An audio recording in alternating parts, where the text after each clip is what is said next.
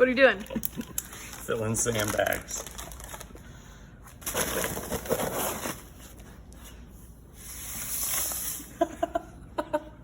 On wheels. Because you end up pouring near enough direction. What's up, YouTube?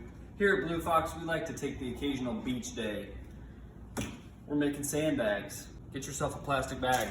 Put it under a light fixture. Get yourself a solo cup full of sand. You're gonna want to fill that up to about 10 pounds.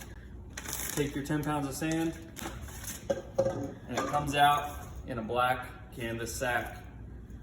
Okay, ready?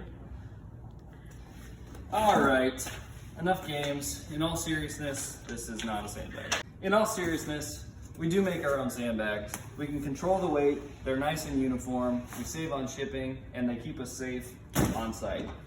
See you next time.